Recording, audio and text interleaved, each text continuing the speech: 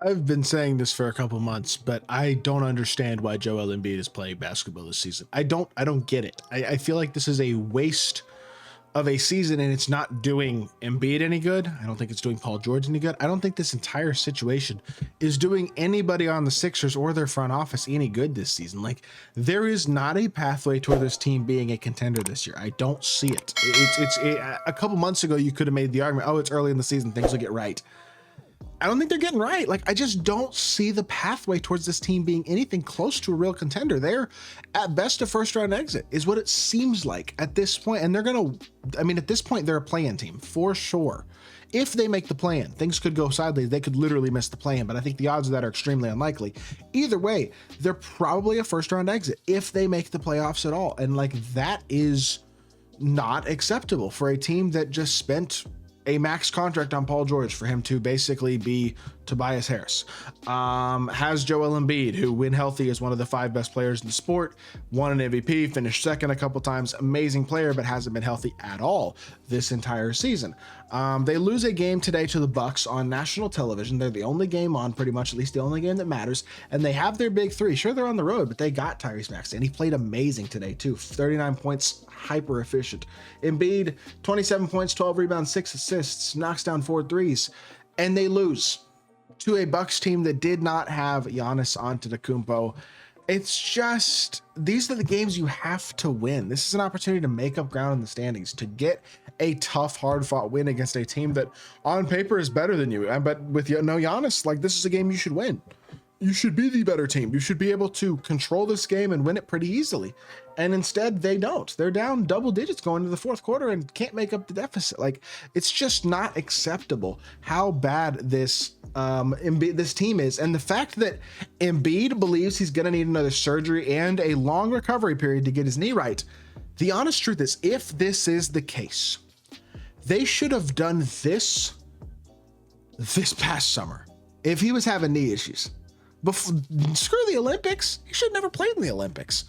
And like, they should, here's the honest truth. You can't, because like, yes, they should have done it a long time ago if this was an issue. And if they knew this was going to be an issue, which I'm assuming they probably didn't, but if they did, it's malpractice. If they didn't, well, I still think you're better safe than sorry in a lot of ways with a player like Embiid with his history of injuries and his physique and his size.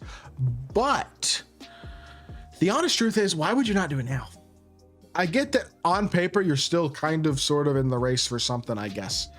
What is the point? Like, they should have shut it down a month ago when he started having injuries issues again. And after his foot sprain goes away, it's knee swelling, and they shut him re-shut him down. That should have been shut down for the season right there. That's it. We're going to try to lose games. Our pick is top 6 protected. We're going to try to snag a top 6 pick. If they had done that a month ago, they'd be in a decent spot here. Instead, where they are is a game and a half out of the play, and 2 teams in Atlanta and Chicago that are intentionally worse than they were a couple weeks ago, especially with Atlanta having lost Jalen Johnson for the season, and the Sixers still can't overcome it. They've lost their last 3 straight games. They're 5-5 in their last 10. They're 20-32, which again puts them perfectly not good enough to do any sort of contending whatsoever, but also too high in the draft order. They're now 7th best, or 7th worst, I guess I should say, in the league, 7th best draft odds, and likely to jump a team like Chicago, potentially a team like Portland, potentially a team like Atlanta. This is a team that realistically is probably going to have something like a lottery pick or a close to lottery pick, and yet, despite that, is going to wind up conveying it. When this was clear that this was not going to get better this season, which I guess maybe it wasn't, but I have a hard time seeing that it couldn't have been. They should have shut Embiid down months ago. Fans would be pissed about it, and I understand that. But at the end of the day, he's only 30 years old. And look, he's had a lot of knee issues, and it's really concerning. And we've seen other big men in the past go for really dominant forces to out of the league very quickly. Guys like Andrew Bynum and Yao Ming. But to be fair, those guys were not as good as Joel Embiid is in modern medicine, even compared to the mid to late 2009 or 2000s to early 2010s. Medicine has certainly improved and grown. So I think there is the possibility for a surgery fixing some of the problems he has. Now, will there always be another problem? Honestly, probably.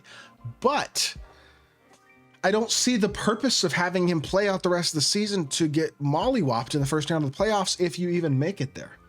And then he's still going to need surgery. And if he gets that surgery in April or end of April, early May, instead of getting it now in February, you're looking at a 6 to 8 month recovery process. And all of a sudden, if it's a lengthy recovery and you're looking at 8 months, then you go from May and all of a sudden it's January the next season, and your team's had to play almost half the season without you again. And it's like, this should be done now. In my mind, if it is going to be a long recovery, significant knee injury type process, this should be done tomorrow. Like, I don't see the purpose at all for trying to keep Joel Embiid on the court this season. I guess the idea is we don't want to give up on this big three. We have to make it work. They didn't move Paul George at the deadline either, but it's not working. The team is not good even when Joel Embiid plays. That's probably the most interesting thing, in all honesty, to me. I went and looked at his game log this season. 4 losses in a row to start the season, so that's not great. Then they win a bunch of games. They win, loss, but then they win and win 4 other games in a row. Lose to Golden State, win against Brooklyn, and then beat Dallas last week. Lose to Detroit, and then today lose to Milwaukee, which gives him a record of 8-8 in games that he has played this season. 8-8. That's really bad. Like, that's really, really bad.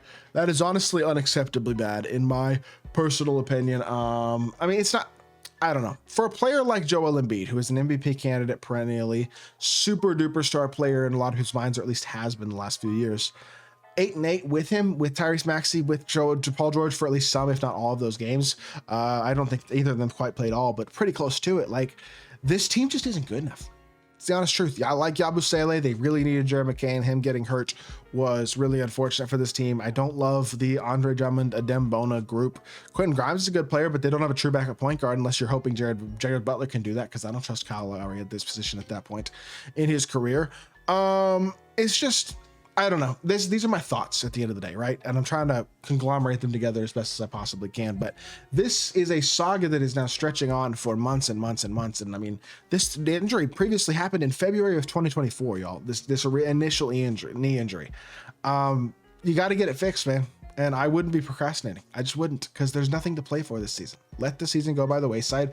Maybe you get lucky and you get a top 6 pick. And if you get a top 6 pick, that could be world changing, in all honesty, for your franchise. But as is, I don't see the need to risk Embiid regardless, because I don't, you know what I'm saying? It's almost certainly going to convey anyway.